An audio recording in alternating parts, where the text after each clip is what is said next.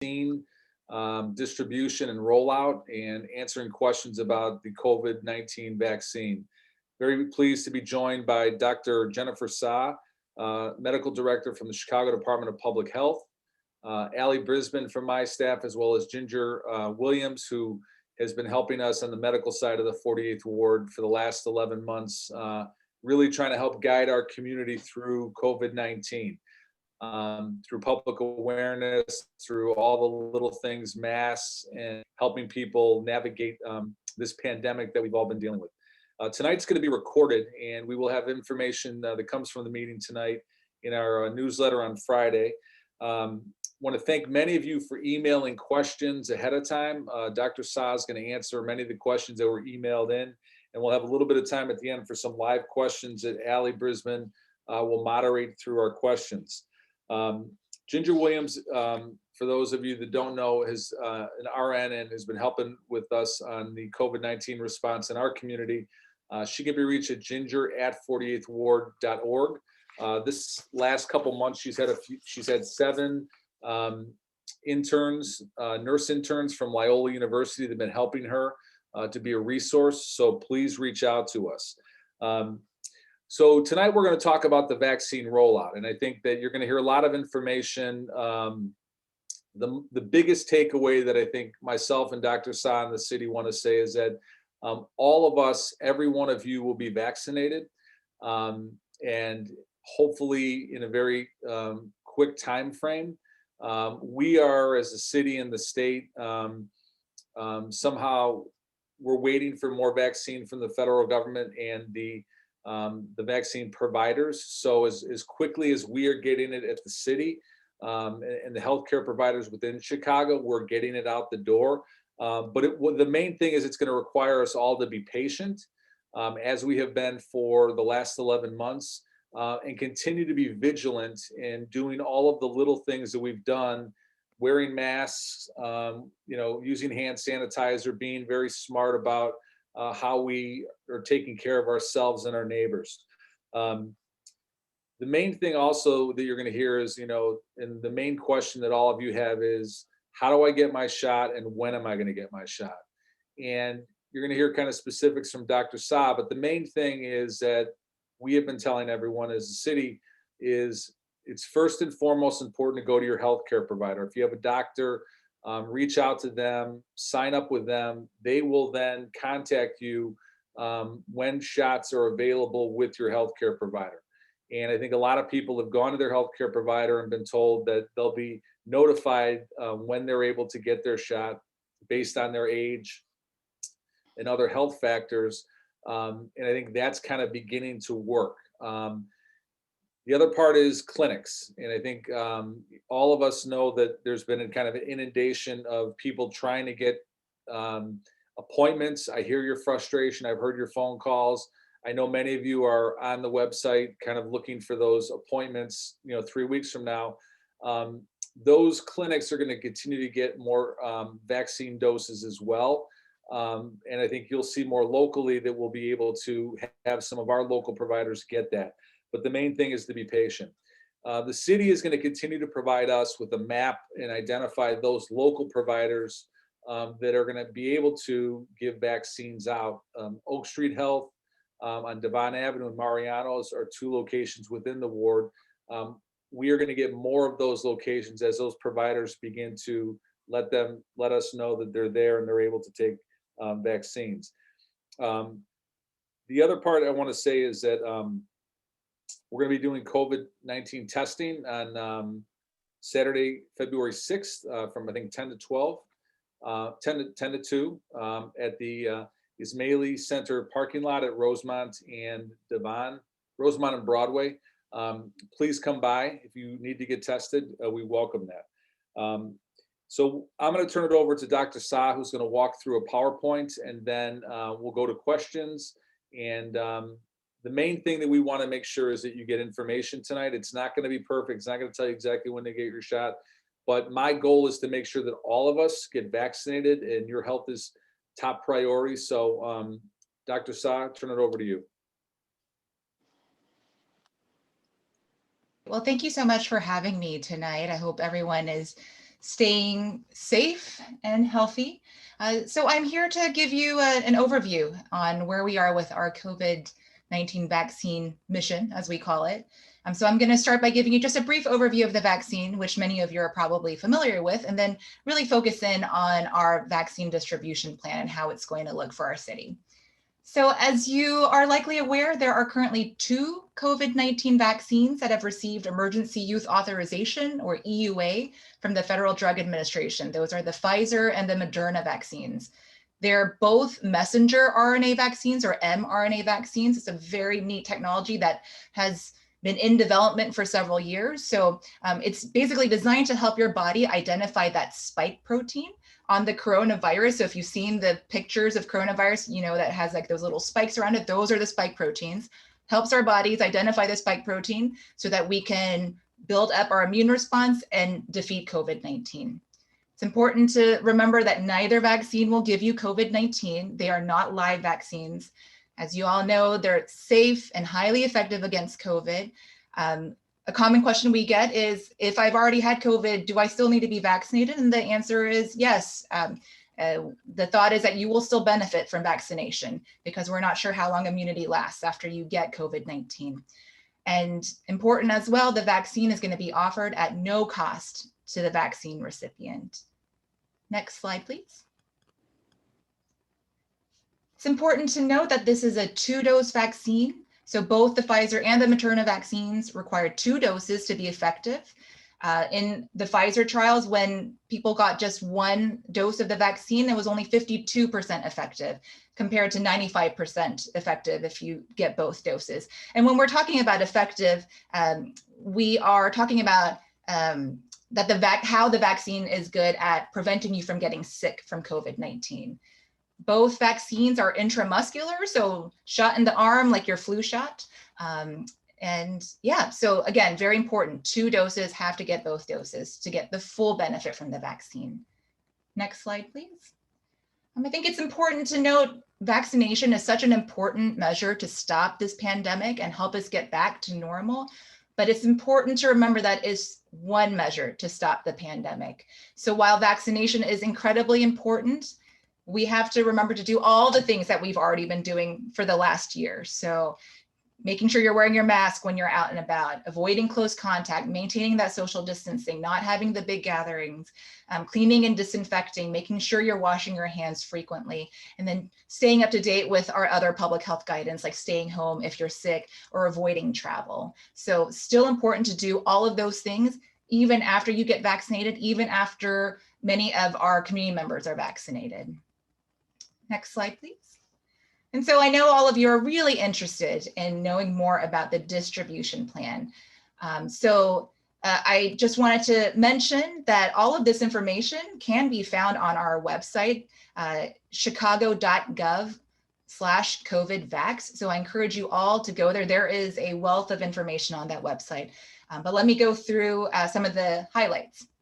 So in terms of the goals, why are certain people being prioritized over others? There are 2 main goals. So one, we want to prevent COVID-19 hospitalizations and deaths.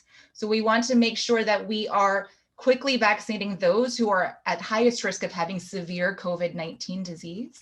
And then we also want to preserve services that are essential to the functioning of our society and to prevent COVID-19 outbreaks. Next slide, please. So here are the phases, and I know that you have all heard about the phases throughout the last several weeks. We are actually currently in phase 1B. So phase 1A, as you may know, started out with our healthcare workers. So that is that goal of preserving an essential function for our society, preventing outbreaks. Also included long-term care facility residents and staff. So long-term care facility residents are at higher risk of having that severe COVID-19 disease, which is why we prioritize them in that first phase, that phase 1A. So as of Monday, we are in phase 1B. So now Chicagoans who are 65 years and older are eligible to receive the vaccine. Non-healthcare residential settings, they are also eligible to receive the vaccine, again, kind of in line with wanting to prevent severe COVID-19 disease, prevent hospitalizations and deaths. And then also a group of our essential workers who have been deemed to be on the front lines. You'll see that this phase is going to move. We're going to be in phase 1B for a while. It'll be through February and March when we are vaccinating those in phase 1B. We are still continuing to vaccinate everyone who is still in phase 1A and may not have already been vaccinated. And then around the end of March is when we anticipate that we'll start phase 1C, where other essential workers will get vaccinated, Chicagoans ages 16 to 64 with underlying medical conditions. The reason why I'm saying age 16 is the Pfizer vaccine is approved for those 16 years and older. And then somewhere around the end of May is when we anticipate that all other Chicagoans who weren't in the previous phases will be eligible to be vaccinated. Next slide, please. So in this phase 1B, we've gotten a lot of questions about what do you mean by frontline essential workers? Just want to remind everyone, in terms of determining this prioritization, we are following federal and state guidelines on who are our next group of essential workers who are going to be vaccinated. So first responders like fire, police, 911, security personnel, grocery store workers, important for our food and nutrition, our basic sustenance, education staff, so teachers, principal, pre-K through 12, daycare, childcare staff as well, public transit workers. Think that makes sense. We need to make sure that all of us who have to go to work have a means to get there and to move around the city, manufacturing, food and agriculture, and then also government, for example, postal service workers, and then other city government officials, and others who are critical to maintain that continuity of government function so that our society can keep going. Next slide, please. Within each of those categories, you're also going to see some sub-prioritization. So as I mentioned, science, I think that makes sense in terms of prioritization criteria. We're following the science, which is why when we look at, okay, who's going to have the biggest risk of having severe COVID-19 disease, who is at biggest risk of getting COVID-19 or having outbreaks. And we are following our data, our epidemiology, where we're keeping track of where the cases have been, who has been sickest when they've gotten COVID-19, who's going to benefit the most if they get it now versus later, things like that. We also take into account implementation, how are we going to be able to get the vaccine out to as many people as quickly as possible? But the one criteria that I just kind of want to really emphasize is equity. And we're encouraging employers and others who are thinking about how to prioritize their staff in terms of who gets vaccinated first. We are really encouraging equity. So, the mayor has said that equity isn't a part of our vaccination strategy, it is our strategy. So ensuring that we are promoting justice, that we're maximizing benefits, minimizing harms, mitigating health inequities. And so just some background on how we are thinking about prioritization. Next slide, please. So in terms of what happens with the vaccine, this is a little graphic for those of you who are viewing it online. We get our vaccine supply from the federal government. As you all may know, we do have some city-run vaccination sites. Those sites are not open to the general public. They are by appointment and invitation only for some of our highest risk groups. But the bulk of our vaccination distribution and where most of you will be getting vaccinated is through other routes. So we say, think about how you get the flu vaccine. So we're thinking about hospitals and outpatient clinics and outpatient medical providers where you would usually get your medical care, your medical home or your primary care provider. Pharmacies are another way that we're going to get out the vaccine. So if you've gotten your many of you may have gotten your vaccinations, your flu vaccines at pharmacies, that's another route to get your COVID-19 vaccine. And then employers as well. So I know that there are some employers over the years who have been giving out the flu vaccine. So similarly, there are employers who are thinking of plans so that they can take charge of how to give their employees the COVID-19 vaccine. Next slide, please. So the big question, of course, that everyone has is when will I get the vaccine? As you probably all know, we are not able, unfortunately, to give a specific timeline on this date you are going to get your vaccine. As you all may know, vaccine supplies are limited. Production is occurring at the federal level. We are learning week by week how much vaccine we're going to get, and we are distributing that and getting them out as quickly as possible. You know, vaccine uptake varies, and that's going to dictate timelines as well. But I want to reassure all of you that CDPH, the Public Health Department, the city, other city departments, all of us are working really hard with our partners in healthcare and our pharmacy partners to really work towards an equitable vaccination of the priority groups within this next phase and in the subsequent phases. But what can you do in the meantime? In the meantime, get prepared. And what do I mean by that? Next slide, please. As you're all doing by joining this town hall today, is you're getting yourselves educated, staying up to date on what's happening with the vaccine. As I mentioned before, our website, chicago.gov/covidvax, has a lot of information there. We also have a general coronavirus website if you still have questions about the coronavirus. So chicago.gov/coronavirus. But check out our websites, lots of information there, being updated throughout the day. It's the best place, I think, to get your most up-to-date information, validated information, accurate information about the vaccine strategy and about our strategy to beat this pandemic as a whole. So I will pause there because really the focus of this town hall should be to answer your questions. But thank you again for having me. And I'm ready to start with the questions. If I could, great job on that, Dr. Sa. I think one thing I just want to encourage is the doctor just said about information on Chicago Public Health website. I think we're very fortunate to have Dr. Arwadi, who's been leading us at the Department of Public Health. She's an epidemiologist by trade. So a year before COVID came to our neighborhood and our city, she was working with national leaders on issues of distribution in case of a pandemic. So she's well versed in this, and I think we're fortunate to have her helping us through this difficult time.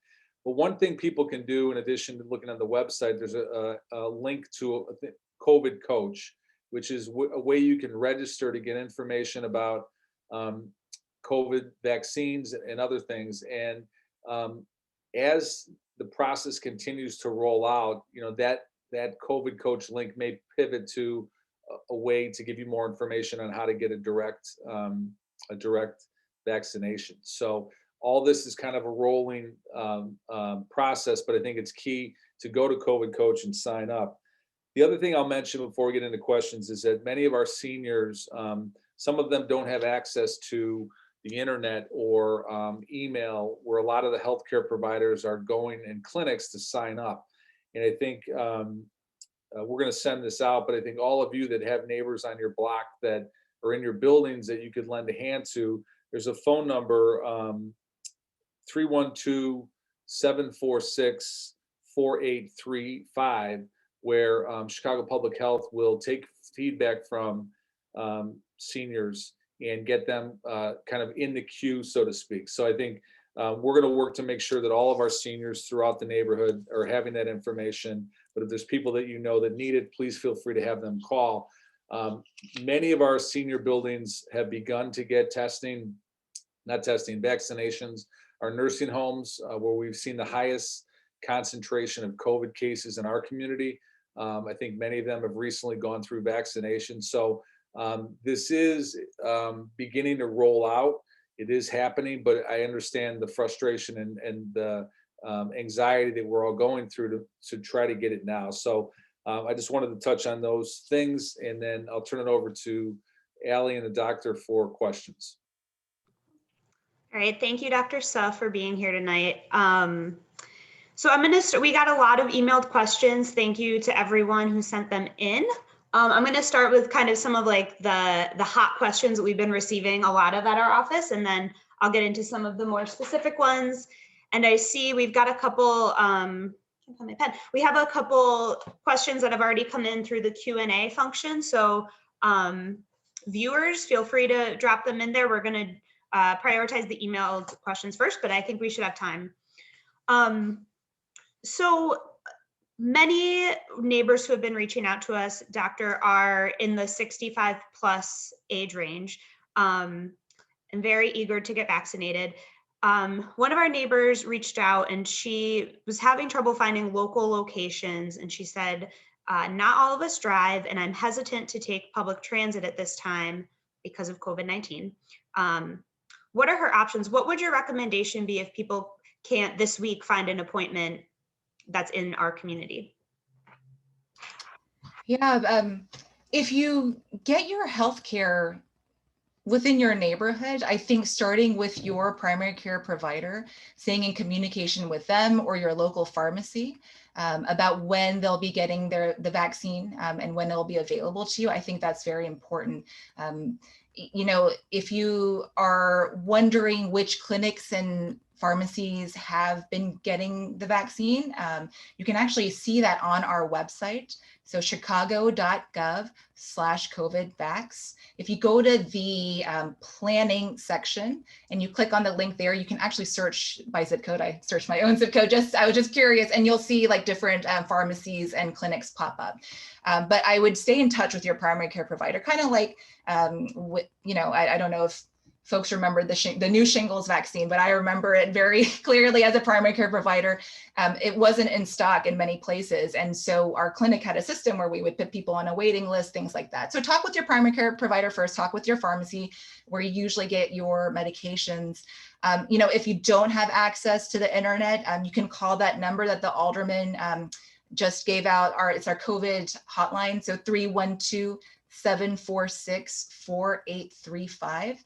And someone on our hotline may be able to assist in looking up to see on the map where a location that has received the vaccine or is anticipated to receive the vaccine soon may be close to you. So, but I always think, and I'm a little bit biased as a primary care provider, I would like my patients to stay in touch with me so I can give you good guidance on what is happening in my clinic, but also around us in the neighborhood. Thank you. And my understanding is that the city is kind of rapidly onboarding more and more doctors' offices and pharmacies. And so that map will keep being updated. So people should not worry too much if their doctor doesn't have it today. Absolutely. That's absolutely right. Yep. Great. We've gotten a few questions about, you were talking about the first dose and the second dose and some fear around if I got the first dose or if I have an appointment for a first dose, but it's not for 3 months, how do I know if I'm going to be able to get my second dose in time? Can you talk about the timelines and if there is kind of a protocol at all vaccination sites about how they're scheduling the second dose appointment? Yeah, you know, because we want people to get their second dose where they got their first dose, all vaccine providers are supposed to have a system to ensure that once people have gotten the first dose, there will be a system to keep track of when someone needs a second dose. In terms of when you can get the second dose, the CDC recently gave us guidance that it's okay if it's up to 6 weeks after that first dose. So usually for the Pfizer vaccine, the recommendation is to get it 3 weeks after your first dose, the second dose. And for the Moderna vaccine, it is 4 weeks after the first dose, but you can get it up to 6 weeks after. And kind of it as is the rule for all vaccines. Let's say it goes beyond that. The guidance is that you don't have to restart the whole series. So, you know, if for kids, if you miss getting your shots, even if it's like after the time when you would normally be getting those childhood shots, for the most part, you don't have to restart the series. So you don't have to worry about that. But I think the important thing to note is all vaccine providers have been given very strict protocols and guidelines that they are required to follow. And so they should be keeping track of when you are due for that second dose. Okay, great. Thank you. And then in talking about the phases, we've gotten a few kind of specific questions about kind of the differentiation between phase 1B, phase 1C, and are the phases determined at the federal level, at the state level, at the city level? And how can someone confirm if it's not clear to them if they're 1B or 1C based on their employer? Yeah, so the broad prioritization happens at the federal level. Each state may make some little tweaks, but by and large, we are following what the federal government has been saying, and specifically the Advisory Committee for Immunization Practices, the ACIP, out of the Centers for Disease Control, or the CDC. So again, they are using science and data and epidemiology to determine to give their recommendations on who should be prioritized. So we are following the federal guidelines and then the state as well. If you aren't sure where you fall, first of all, go and check our website if you have access to the website. If you're not sure and your employer isn't sure, I would say email us or contact us at the health department. So our general email address is coronavirus@chicago.gov. Again, that hotline is 312-746-4835. If you're not sure about where you fall in the prioritization, especially if you're an employer. Great, thank you. And just for everyone tuning in, tomorrow we will send links and phone numbers and email addresses recapping tonight, and we'll send this recording of tonight. So if you're not catching all the URLs that we're sharing, that is helpful. How would you suggest, if someone is physically disabled and generally homebound, how would you suggest that they get access to the vaccine? And this is coming from someone who has a home care provider that's coming in and out of their home. Yeah, I mean, that's an excellent question. It's certainly been challenging during this pandemic. I would say to use the same strategies that you have been using to access your medical provider. So think about it that way. So how am I going to make my appointment, whether it's calling special transportation that's arranged through your clinic or through your insurance or whatever access you have to that special transportation to get you to your medical provider. I will also say that in terms of getting out the vaccine, we are working with some assisted living residences. So, sending out teams of vaccinators to those settings as well. So stay tuned. But I would say in general, when you're trying to think about how am I going to get the vaccine, think about it as how do I usually access my medical care? How have I been able to do that and strategize that during this pandemic? Because again, where most people are going to be getting their vaccine is either through your healthcare provider or through your pharmacy. Great, thank you. If someone is pregnant and due this spring, would their spouse be considered for the vaccine at an earlier phase? Do you know an answer to that? No, that's a good question. We don't have guidance at this time that says that a household member of a pregnant individual would be prioritized for vaccination. What I can tell you is that pregnant individuals, we get the question, is it okay for me to get the vaccine? The guidance is yes, it's okay for pregnant individuals to get the vaccine, but make sure to have that conversation too with your healthcare provider. But at this time, we do not have guidance about the household members of pregnant individuals. Thank you. We've got a few employers who are looking to set up vaccination for their staff, so early childhood education. If they've got specific questions they've filled out the essential worker survey and they've got questions, who should they be following up with? That coronavirus email? Yeah, I think that's the best place to start, the coronavirus email account. It's checked in real time and it is being sent to the appropriate parties to address the questions. You should be reassured too that we have received your survey, your responses, and we are going through them as quickly as we can to give a response. But if it's been a little bit of time or you have an immediate question that needs to be answered, please don't hesitate to reach out to us at that coronavirus@chicago.gov email address. Okay, thank you. And then the Shy COVID coach, which the alderman mentioned earlier, someone reached out and noticed that currently it's only available in English and Spanish. Do you have any insight on if other languages will be available in the future? Thank you for that feedback. I don't have insight about future languages, but it's feedback that we will definitely take back to our team. Because again, as I mentioned, equity and equitable access to the vaccine is something that we are really committed to. So thanks for the feedback about making sure other languages are included. I'll make sure that it's brought up to our team back at the health department. Thank you. And I know that's going to be, the Alderman kind of alluded to, that's going to be a developing tool as we continue to live through this pandemic. So backing up a little bit to one of the bigger questions. So CPS as an employer is going to vaccinate teachers. Can you speak to that plan at all? We've gotten a few emails and calls about that. Yes, so CPS has been working for several weeks to develop, if not months, to develop their vaccination plan.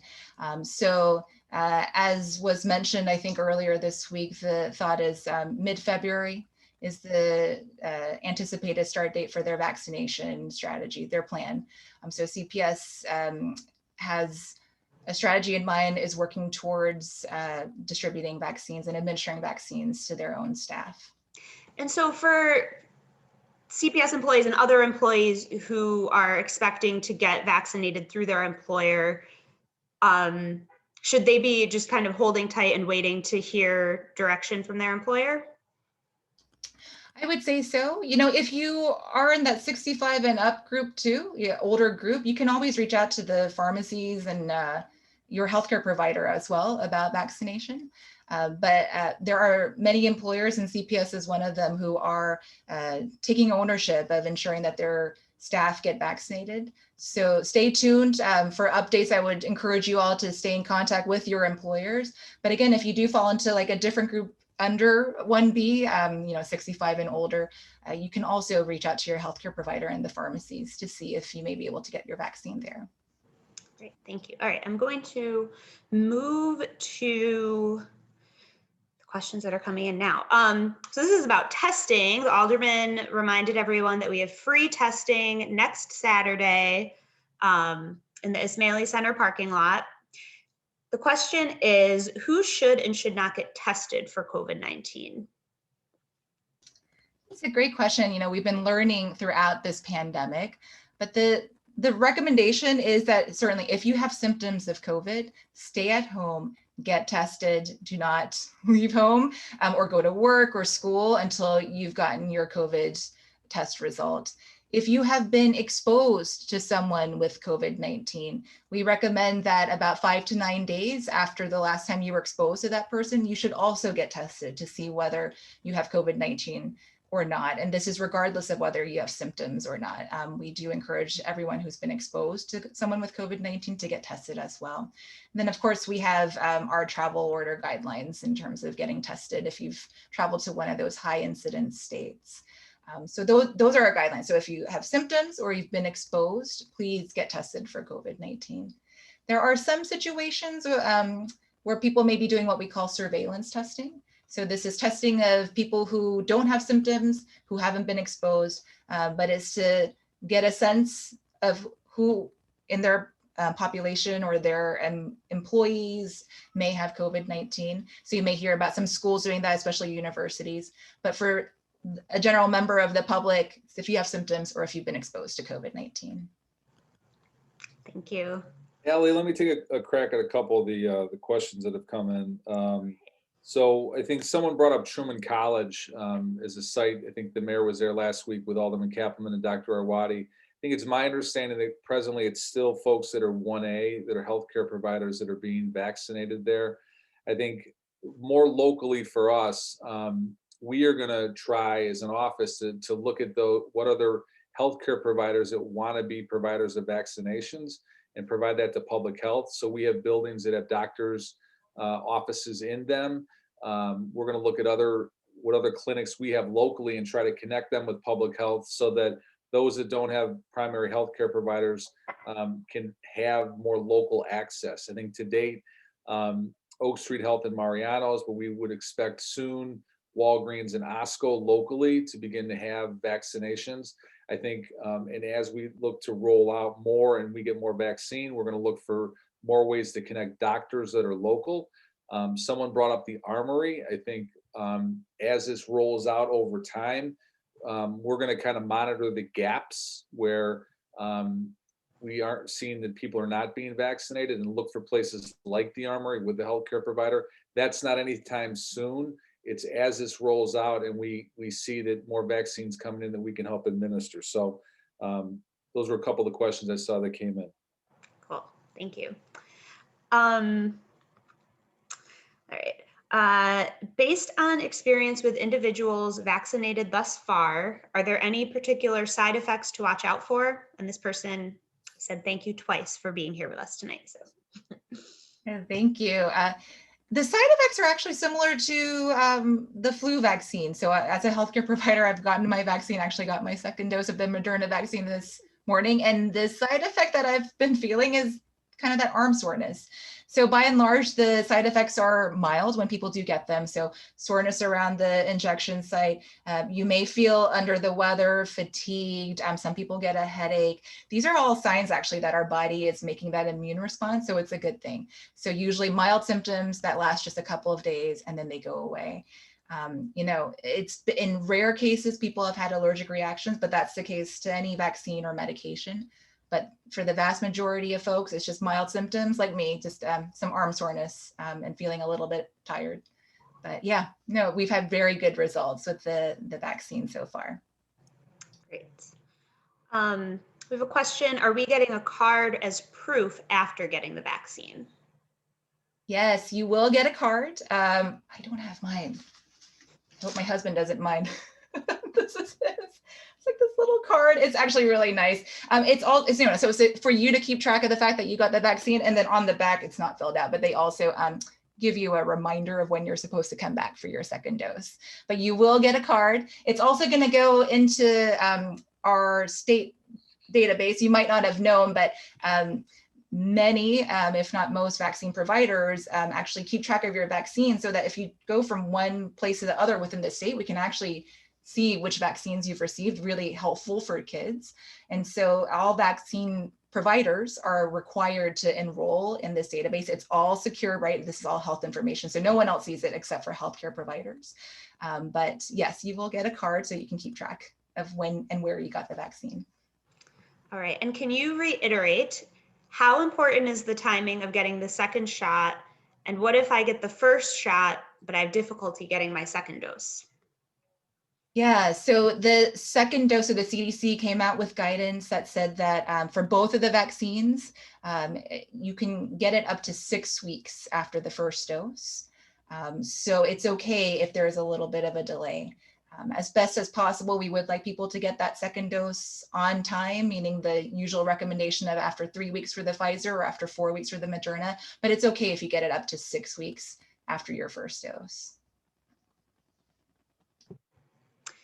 And again, we're getting a lot of questions that are kind of specific about people's particular doctors don't have the vaccine, or this pharmacy near my home doesn't have the vaccine. When are they going to get the vaccine? What kind of advice can you give to neighbors who are really excited to get the vaccine on their block? Yes, everyone is going to get a vaccine. We are rolling out the vaccine as soon as we receive them from the federal government. We have a limited supply, but I think the important thing to keep in mind is we have learned throughout this pandemic on how to protect ourselves.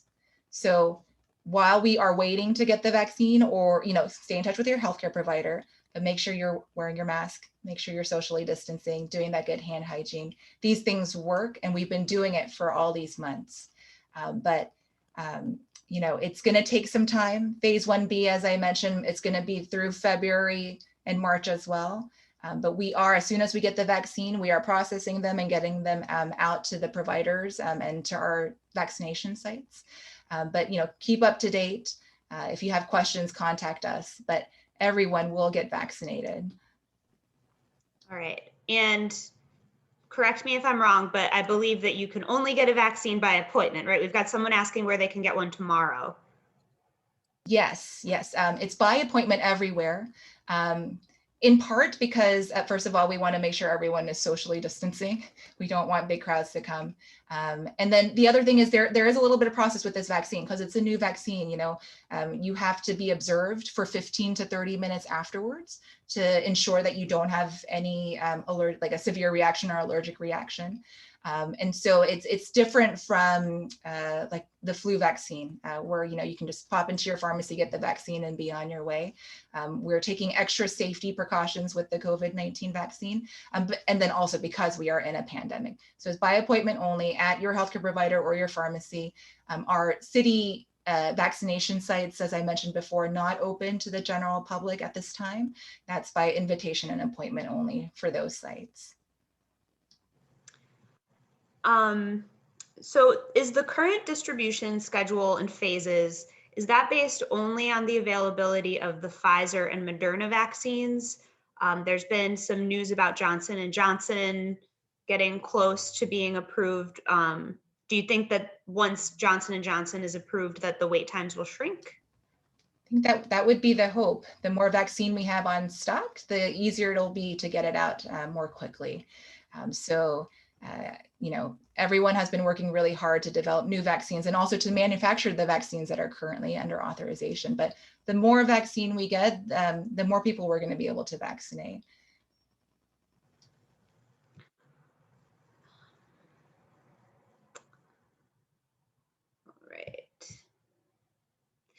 We have a question if the 48th Ward plans to distribute KN95 masks for the higher levels of protection as this newer variant, I think there's a few variants now, spread. So I know we will be distributing some masks on Saturday the 6th. We've been giving out lots and lots of masks, and I think I want to thank some of the men and women in the neighborhood who've been making masks. As we get masks in from either the city or from private donations, those have been going out. I think the numbers of those infected within our community, I think, compared to the city are relatively, they're lower. I think a lot of folks who live here have been very vigilant about protecting themselves, their families, and the neighbors. So I think we'll look to get more masks out. If people need them, please contact our office. We do have a supply in our office, but I think that's something that we've been really focused on.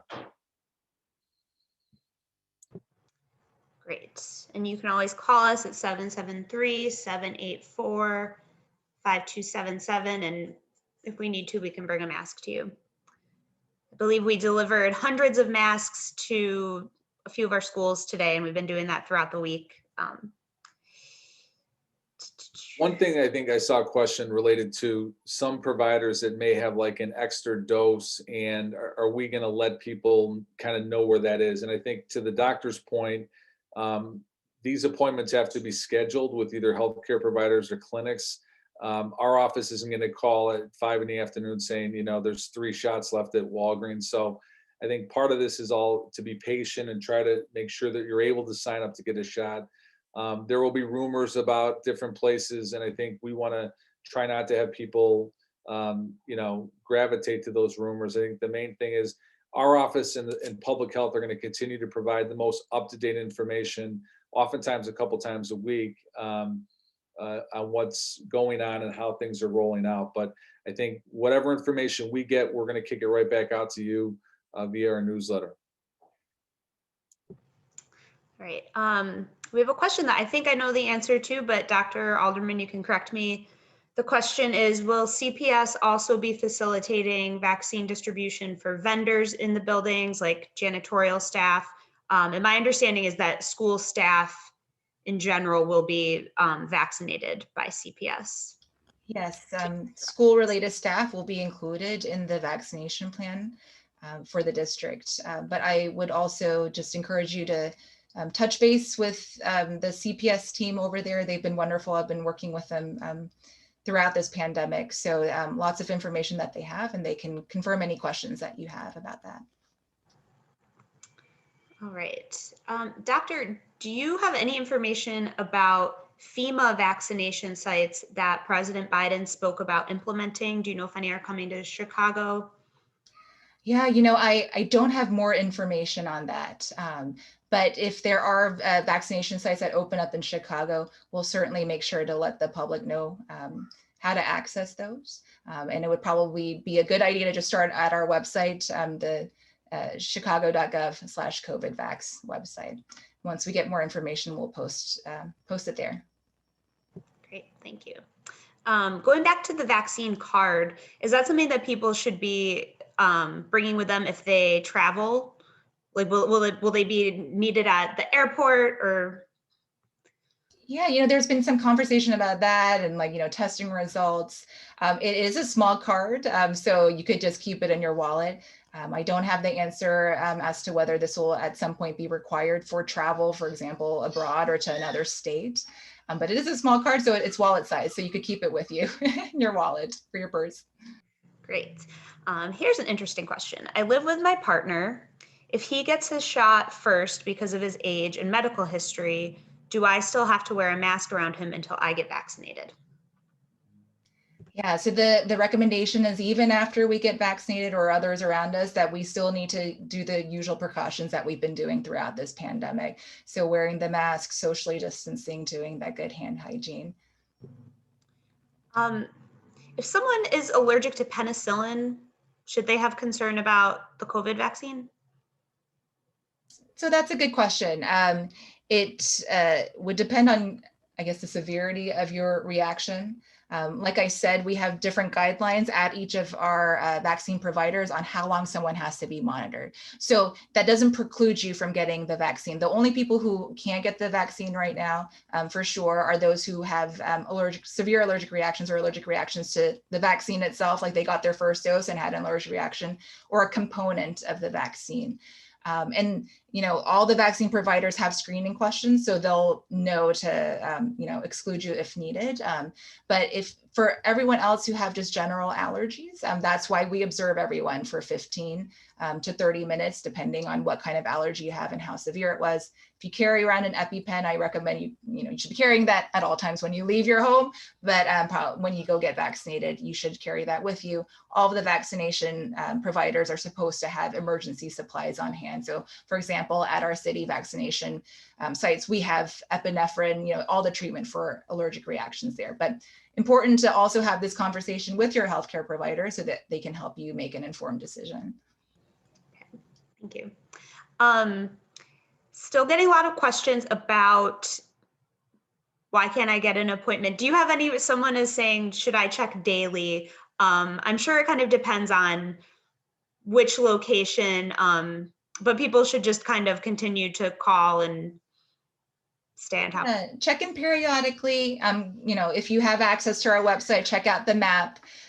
With your healthcare providers, many healthcare providers send out like emails and electronic communications. And so the plan is that they will be sending out communications to their patients about when and they have the vaccine and when a particular patient may be eligible to come in to get it. So stay in touch with your healthcare providers and pharmacies. That's the best way to know when you can go get your vaccine. And again, for folks tuning in, we will share tomorrow, everyone who registered, I will share an email with information. If your doctor says, I'm never going to get the vaccine, there are places where you can go. Oak Street Health is one facility in the community that will vaccinate seniors who are 65 and up, who are not their patients. So there are places in the neighborhood. So we'll get that information to you tomorrow. To move from phase to phase, like to move to phase 1C, will all individuals who are 1B need to be vaccinated before 1C vaccination opens up? No, yeah. So,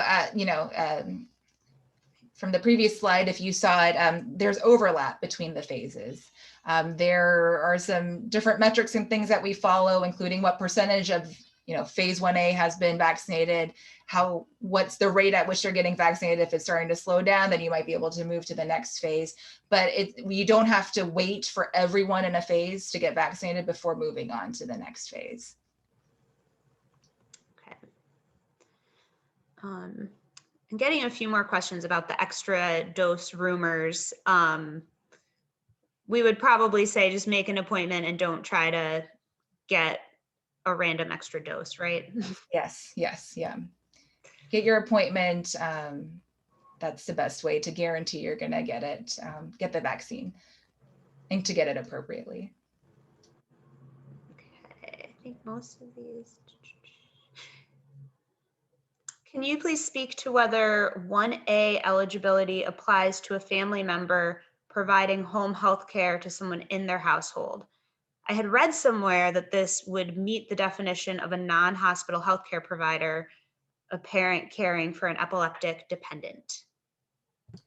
Yes, we are including caregivers in phase 1A as with our other healthcare workers. I would encourage you to contact either your healthcare provider or the healthcare provider of the family member that you're caring for to see how you can get vaccinated through them. You can also check with the pharmacy, but I think the best bet would be to start with your healthcare provider. So either for your family member that you're caring for or your own healthcare provider. You are eligible to get the vaccine now. And so I would start there in terms of finding where you can get the vaccine.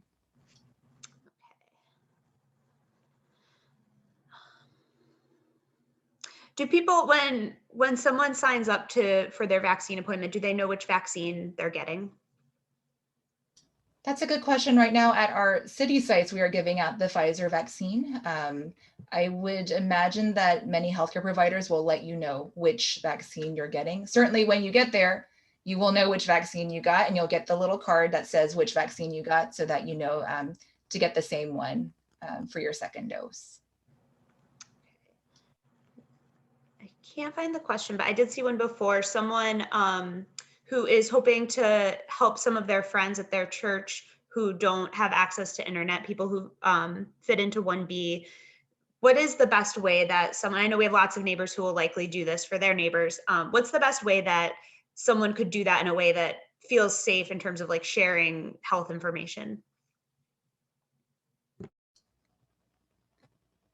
I want to make sure I'm understanding the question correctly. So if I wanted to help my neighbor who does not have internet access, how could I best help them? Since most of the appointments seem to be being facilitated online and through websites, what's the best way that someone who does have access to internet can help a neighbor in a secure manner?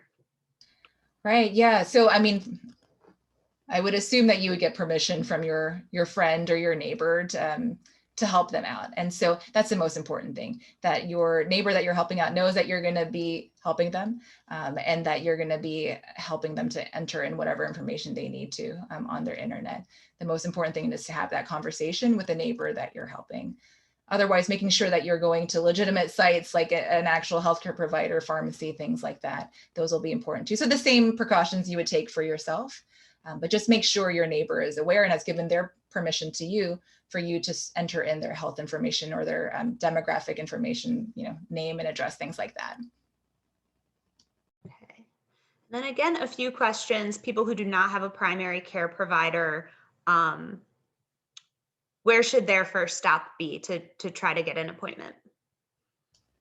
Yeah, so pharmacies, you can start with your pharmacy. There are going to be some healthcare providers who are going to potentially vaccinate folks who are not their own clinic's patients, but I would start there. So pharmacies, and then just be on the lookout for other providers who are giving out vaccines beyond just those who are patients within their clinic. And I'll also just kind of reiterate that our local pharmacies, as we begin to know that they are providing vaccine, we will send that information out via our newsletter. And if there are additional healthcare providers within our community or nearby that are providing vaccine, we'll let you know so that you can reach out to them to try to get an appointment for vaccination. And then a follow-up on the helping a neighbor who doesn't have internet make an appointment. They're asking if appointments can be made by phone. And I think that will depend on who you're seeking to make an appointment with for a vaccination, correct? Yes, that's correct. Yeah. So check with the provider who's giving the vaccine on how you need to register to get a vaccine. Yes. Okay. All right. I think we've hit all the questions that aren't too very personally specific, which we'll work to get those answers. So I think Allie will put up on the screen some of the contact information for our office. If people have specific questions that they'd like to have answered, if you could email Ginger and her crack team of nursing assistants will try to get an answer from public health or through some other mechanism to that. We really want to thank Dr. Suh for her time tonight and her insight. Again, we understand the frustration that everyone wants to get the vaccine tomorrow. I think we're trying to make sure we're getting the information out, and as quickly as we get it from the city or from local healthcare providers, we'll be letting you know. But we're going to be through this until everyone's vaccinated. And then when we're done with that, we'll go after the people who don't think they need to be. But I want to make sure that you and everyone who wants the vaccine gets it as quickly as possible. So, Doctor, any final words for us tonight? Just, thank you again for having me. Thank you for being invested and interested and, in this, pandemic, just being so energetic, I think, about getting the vaccine. I think it's really inspiring to me, being from the public health department. Thank you for all that you've been doing already to keep our city safe by doing all those preventive things, the social distancing, the masking. As the alderman said, we are working hard to get our vaccines out as quickly as possible. We will keep you updated. If you have any concerns, again, please, or questions, please don't hesitate to reach out to us again at that coronavirus@chicago.gov email address, or our hotline, which is up here. So 312-746-4835. But we really couldn't be where we are now without all of you. So thank you, and stay safe. Great. Everyone have a safe, wonderful night. Allie and Ginger, thank you for helping put this together. And again, look for more information from us, but we're going to get through this together. So stay safe and be well. Thank you. Good night, everyone.